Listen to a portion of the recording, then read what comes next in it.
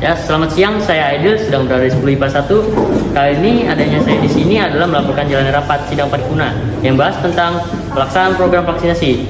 Berikut adalah jalannya rapat paripurna yang saya siarkan secara langsung dari tempat berlangsung, yaitu 10 IPA 1. Berikut ini tayangannya. Kepada para hadirin dimohon untuk berdiri untuk nyanyikan lagu bangsa Indonesia Raya.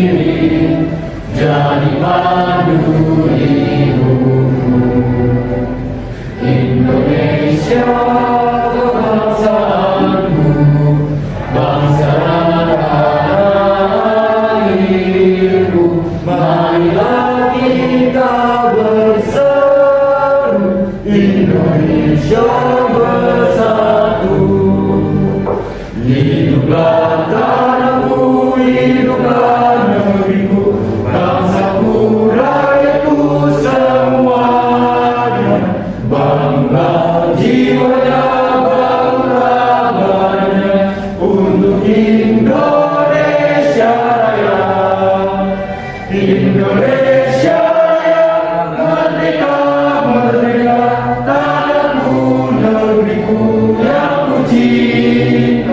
Indonesia Raya, merdeka, merdeka, hiduplah Indonesia Raya.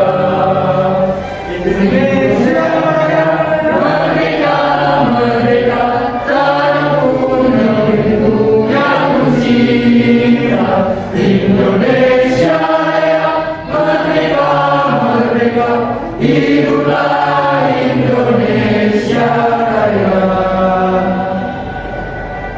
Para hadirin dipersilakan untuk duduk kembali.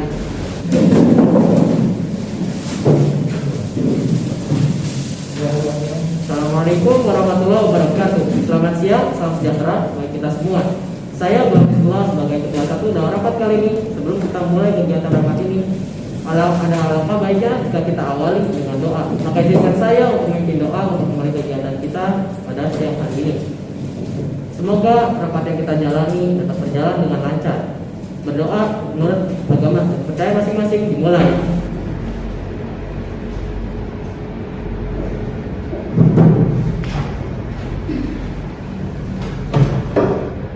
Selesai.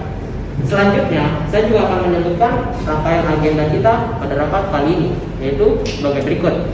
Yang pertama, menyanyikan lagu Indonesia Raya.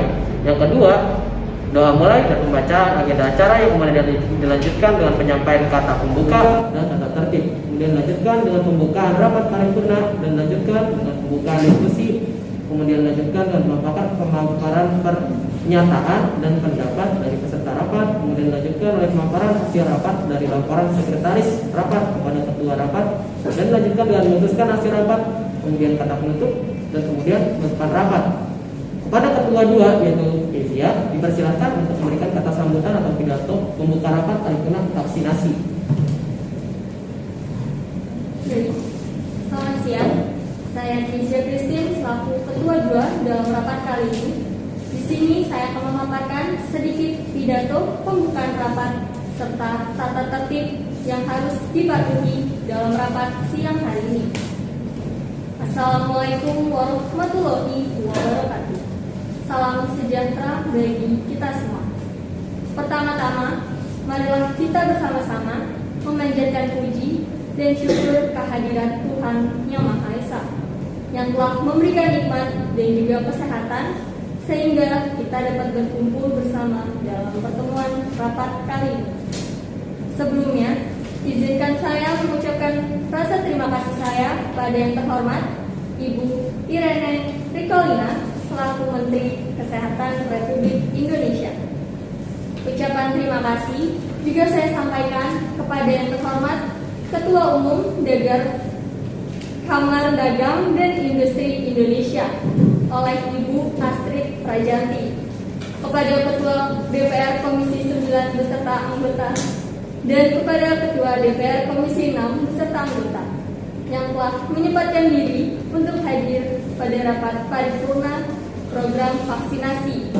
Dalam rangka pelaksanaan rapat paripurna, kami selaku Ketua Pelaksanaan Rapat pada pertemuan kali ini akan membahas mengenai program vaksinasi serta beberapa keluhan masyarakat tentang keadaan ekonomi yang menurun akibat adanya kebijakan pemerintah, yaitu penutupan banyak perusahaan di Indonesia. Melalui sambutan ini, saya mewakili para ketua memiliki harapan semoga pertemuan kali ini dapat memberikan manfaat bagi kita semua. Demikianlah kata sambutan dari saya. Terima kasih. Lalu, masih ada hal yang perlu saya sampaikan. Sebelum rapat dimulai, adapun tata tertib yang harus dipatuhi selama rapat berlangsung dan akan saya bacakan, yaitu 1. Rapat akan diselenggarakan menggunakan bahasa Indonesia. 2. Rapat akan dibuka dan dipimpin oleh para ketua rapat. 3. Semua acara rapat dibahas dan dibicarakan secara berkesinambungan. 4. Rapat dimulai dengan menyanyikan lagu kebangsaan Indonesia Raya. 5. Semua orang di dalam rapat dilarang untuk makan maupun minum. 6. Peserta rapat dipersilakan membuka handphone jika berkaitan dengan urusan ataupun kepentingan rapat. 7. Seluruh peserta rapat dilarang berbuat onar selama berjalannya rapat. 8. Pada setiap mata acara rapat, para peserta rapat akan diberi kesempatan untuk bertanya dan atau menyatakan pendapat dengan ketentuan setiap pertanyaan dan atau pernyataan pendapat disampaikan maupun diajukan pada waktu ketua rapat memberikan kesempatan untuk maksud tersebut. Meminta izin setiap sebelum memberikan pertanyaan atau pernyataan pendapat kepada ketua rapat. Setiap pertanyaan dan pernyataan pendapat disampaikan langsung melalui ketua rapat. Tata tertib ke-9, jawaban atau tanggapan terhadap pertanyaan dan pernyataan pendapat akan dilakukan oleh ketua rapat atau oleh seorang anggota atau oleh orang yang ditunjuk oleh ketua rapat. 10. Setelah pertanyaan terakhir dijawab dan atau waktu tanya jawab selesai, akan dilakukan pengambilan keputusan acara rapat dengan ketentuan berdasarkan ketentuan pasal 14 ayat 11 Anggaran Dasar Perseroan dan pasal 87 UU PT. Semua keputusan diambil berdasarkan musyawarah untuk mufakat. Dalam hal keputusan berdasarkan musyawarah untuk mufakat tidak tercapai, maka keputusan diambil dengan pemungutan suara.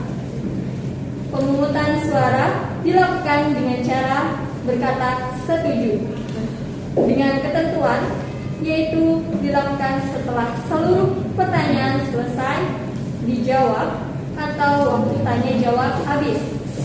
Tata tertib ke-11, keputusan rapat yang diambil oleh ketua rapat berdasarkan keputusan bersama. 12. Tata tertib rapat ini berlaku sejak rapat ini dibuka sampai dengan ditutup oleh ketua rapat.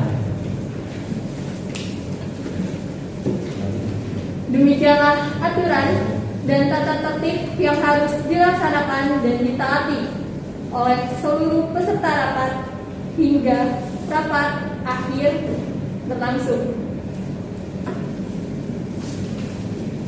Baiklah, karena tata tertib rapat sudah disampaikan, saya harap seluruh peserta dapat menaati tata tersebut dengan baik. Dan dengan mengucap Bismillahirrahmanirrahim, rapat kami dibuka rapat.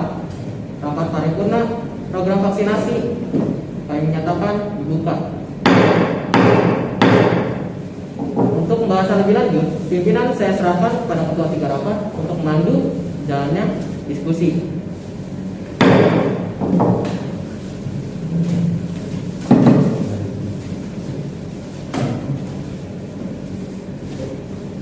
Dengan mengucap bismillah, saya terima penyerahan pimpinan dari ketua 1.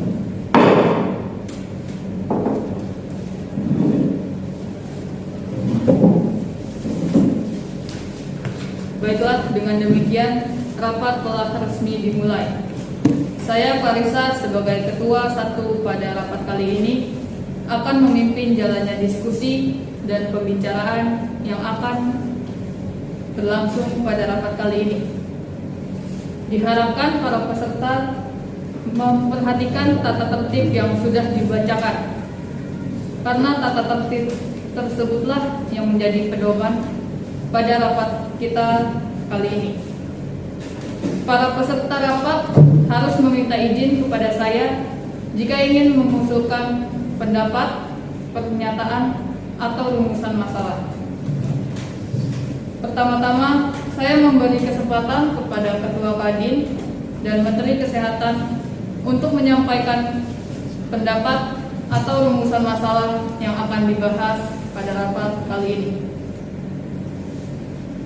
Selamat siang semua. Bismillahirrahmanirrahim. Saya Astrid Nur Prajanti sebagai Ketua Umum Kamar Dagang dan Industri Indonesia. Izinkan saya menyampaikan rumusan masalah dan pendapat saya. Baik, silakan kepada Ketua Kadin. Baik, terima kasih kepada pimpinan. Bismillahirrahmanirrahim. Assalamualaikum warahmatullahi wabarakatuh. Salam sejahtera bagi kita semua. Om Swastiastu, Namo Buddhaya, salam kebajikan. Pertama-tama saya ucapkan puji syukur kehadirat Tuhan yang Maha Pengasih dan Maha Penyayang, karena berkat rahmat-Nya kita dapat berkumpul di sini dalam keadaan sehat walafiat. Yang saya hormati pimpinan rapat, yang saya hormati Menteri Kesehatan, yang saya hormati Ketua DPR Komisi 6, yang saya hormati Ketua DPR Komisi 9, seluruh anggota komisi dan para hadirin. Izinkan saya menyampaikan laporan saya mengenai krisis ekonomi yang tengah kita hadapi saat ini.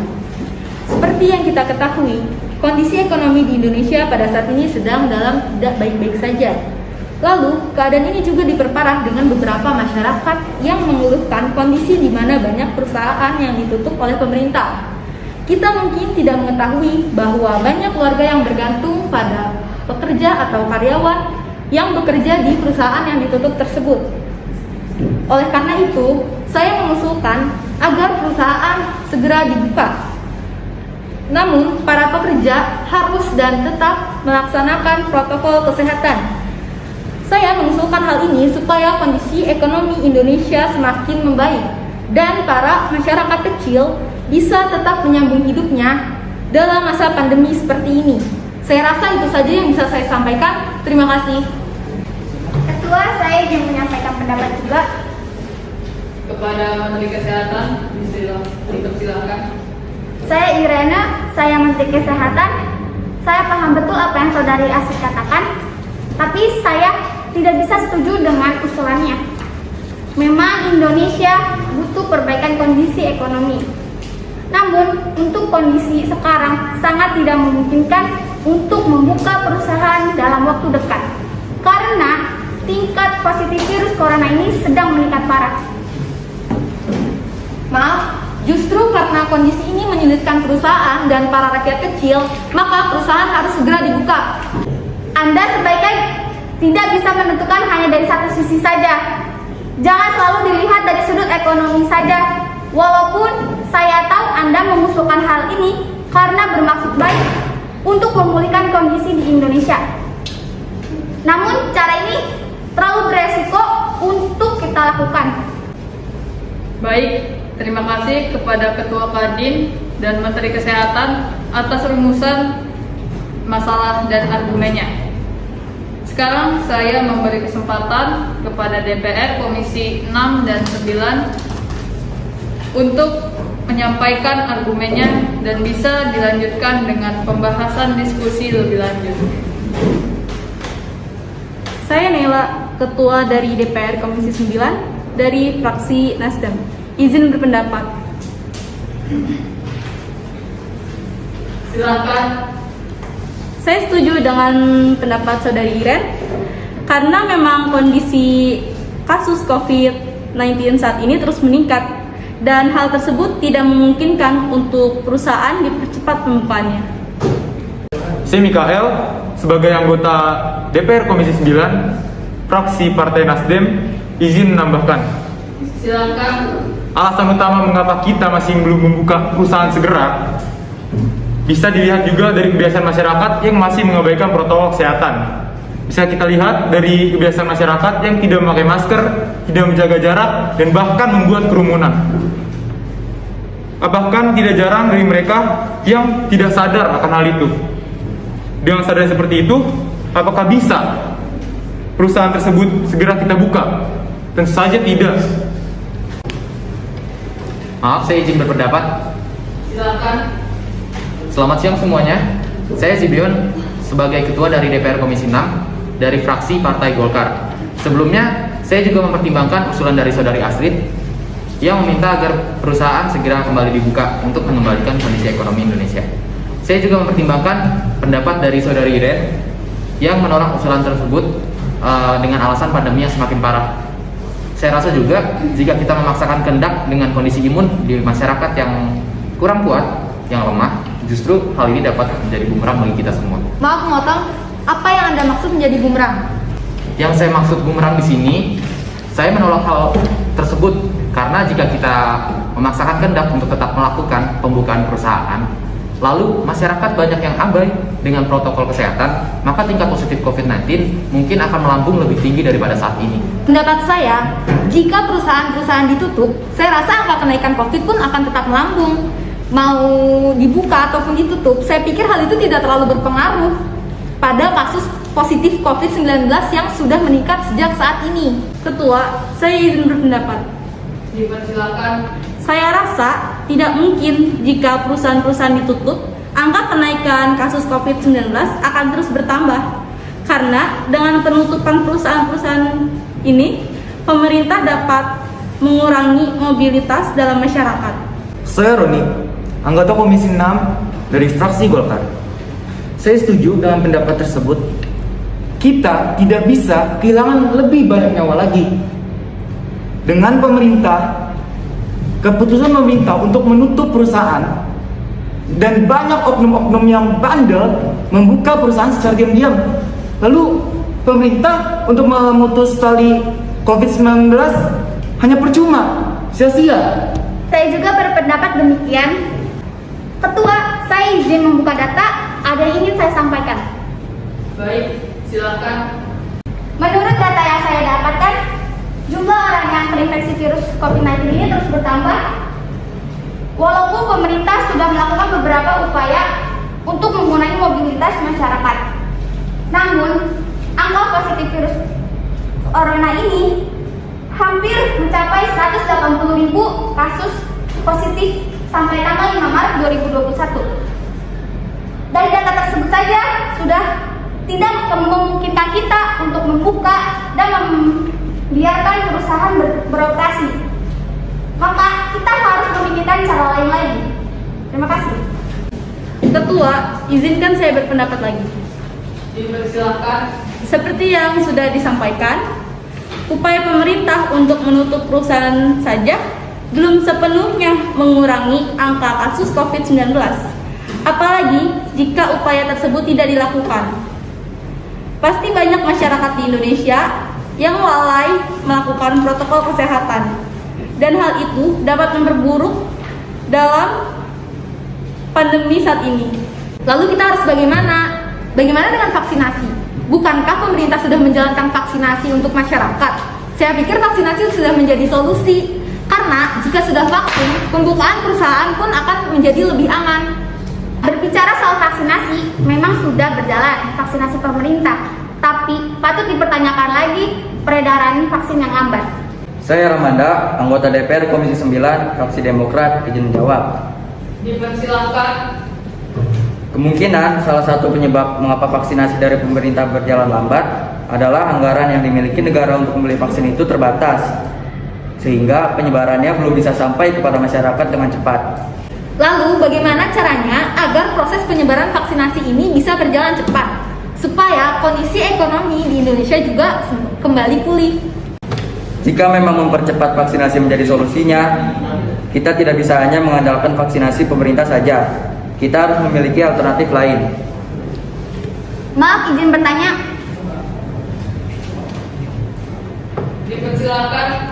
Apa maksud saudara Ramanda mengenai pernyataan tersebut? Saya Elizabeth sebagai anggota DPR Komisi 9 dari fraksi Partai Demokrat izin bantu jawab. Silakan. Mungkin maksud rekan saya Ramanda bahwa tidak bisa mengandalkan vaksin dari pemerintah itu. Dengan alasan kita tahu bahwa anggaran negara kita untuk membeli dan mensuplai vaksin ke masyarakat itu terbatas. Jadi kita membutuhkan bantuan seperti supplier agar kuota vaksin yang dibeli dapat lebih banyak. Sebentar, saya izin bertanya. Silakan. Jika seperti itu, apakah kita harus meminjam uang dari negara lain? Atau mengharapkan bantuan dari negara lain? Ya, untuk memperlanjut program vaksinasi, ya saya pikir tidak bisa melakukan seperti meminjam uang atau kan mengharapkan bantuan dari negara lain. Terlebih lagi, utang di Indonesia yang seperti kita lihat ini semakin bertambah, semakin naik. Ya, saya setuju dengan pendapat Anda. Dalam kondisi seperti ini, kita harus melakukan langkah yang tepat dan jangan sampai gegabah. Melihat dari jumlah utang negara yang sangat banyak jumlahnya, kita harus meminimalisir penambahan utang negara. Namun sepertinya untuk menemukan solusi tersebut, kita butuh waktu yang lebih agar menemukan langkah yang benar-benar tepat untuk kita lakukan. Perhatian semuanya, seluruh masukan dan opini sejauh ini saya tampung terlebih dahulu karena saya rasa rapat ini masih belum menemukan penyelesaian dan solusi yang tepat. Maka rapat saya jeda untuk memberi waktu para peserta rapat berpikir dan beristirahat. Baik, kembali lagi saya dengan Aidil, masih melakukan tempat sama yaitu kelas 10 IPA 1. Dikarenakan rapat berjalan alot dan belum menemukan solusi yang tepat, maka ketua 1 pada rapat kali ini yaitu Ibu Clarissa mengambil keputusan bahwa rapat dijeda. Saya pikir keputusan ini adalah langkah yang tepat supaya para peserta rapat dapat berpikir lebih leluasa. Dan sepertinya jeda pada rapat kali ini akan segera diakhiri. Dan inilah lanjutan rapat paripurna yang membahas tentang program vaksinasi yang kembali saya siarkan secara langsung. Berikut ini tayangannya. Perhatian semuanya, saya rasa cukup untuk jeda rapat kali ini. Maka rapat saya mulai kembali.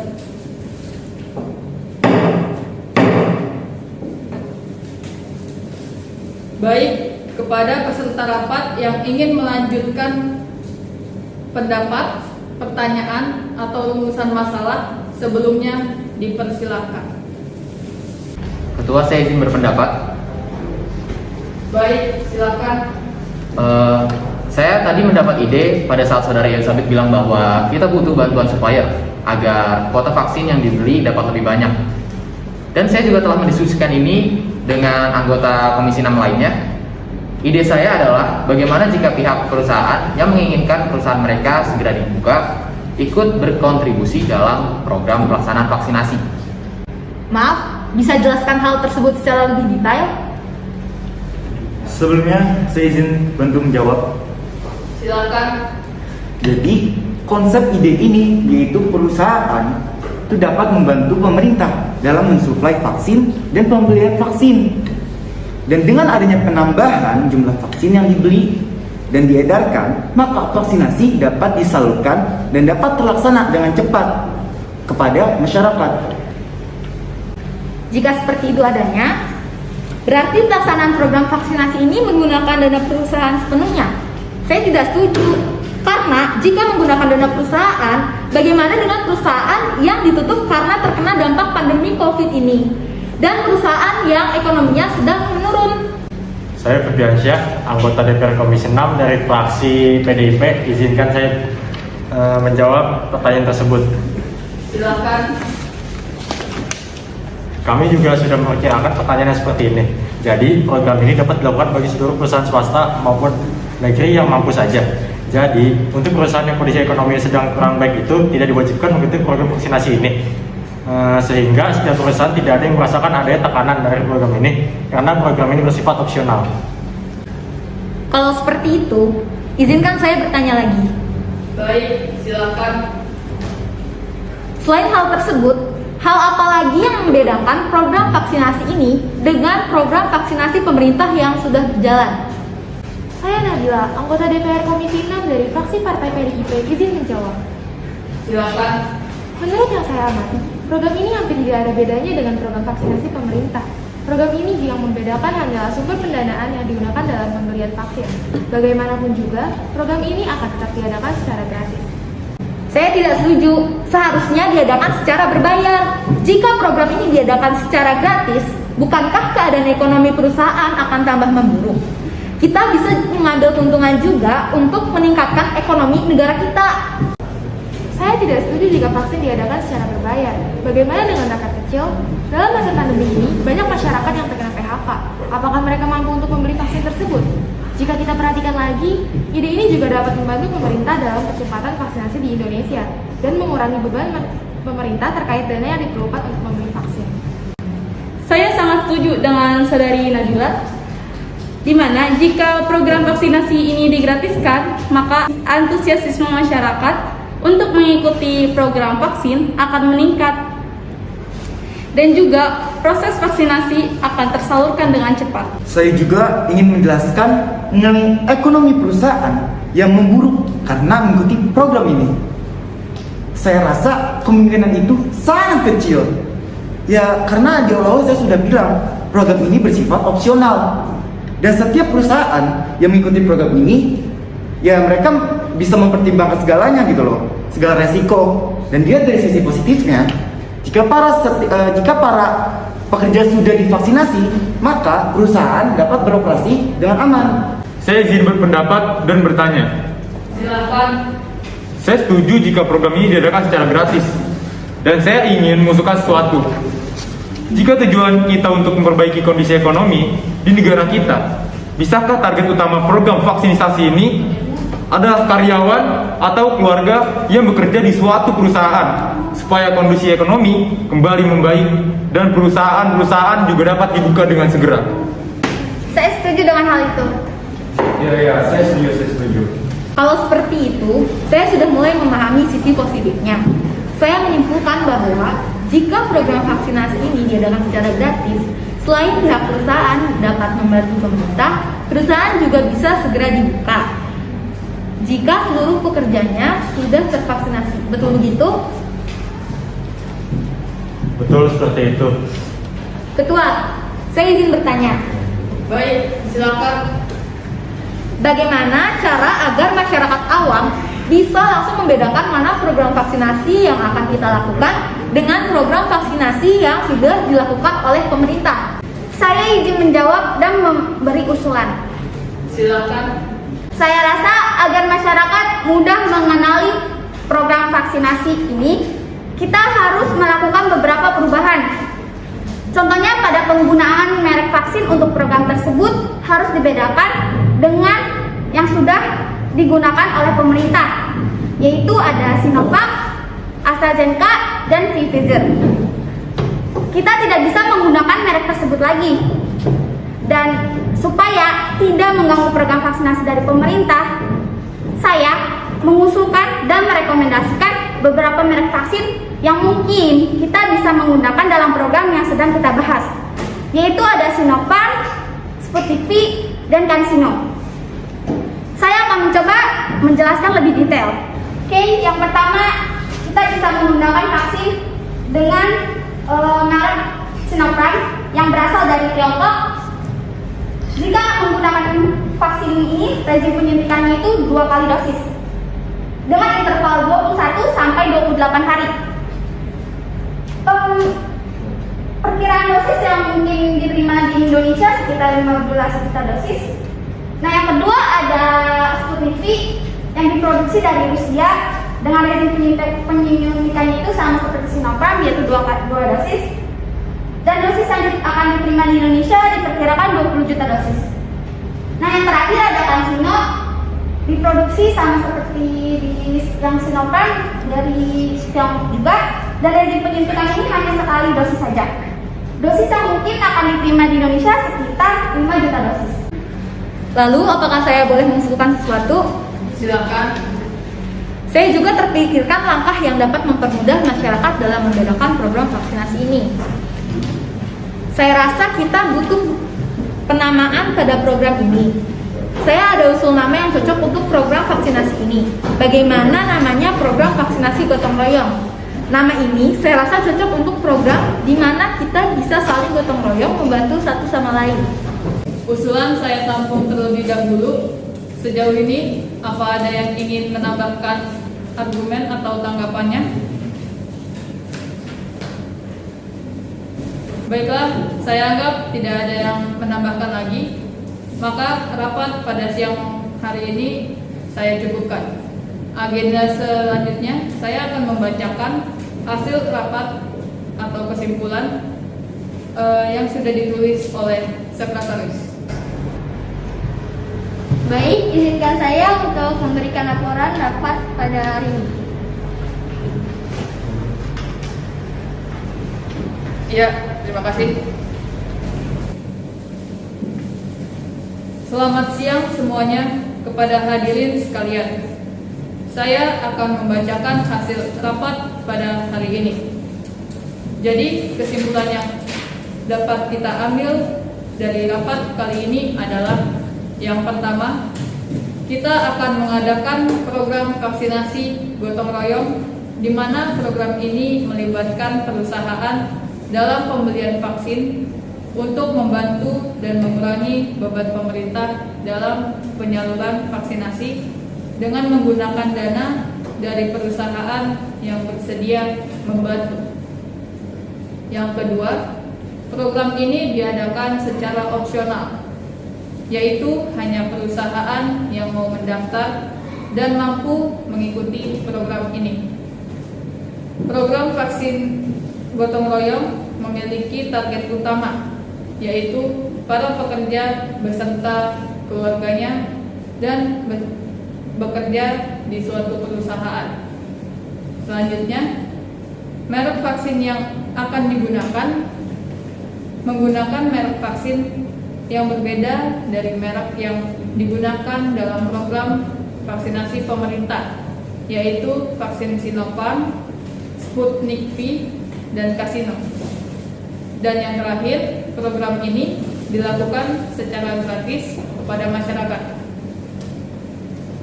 Sekarang perkenankan kami menanyakan kepada rapat Dewan Terhormat, apakah hasil laporan peserta rapat terhadap program vaksinasi tersebut dapat disetujui? Setuju.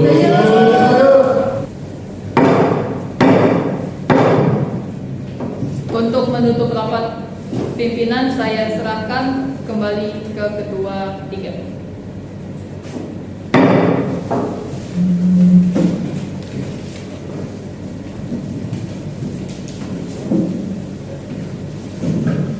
Dengan baca bismillah, saya terima penyerahan kembali pimpinan rapat dari Ketua 1.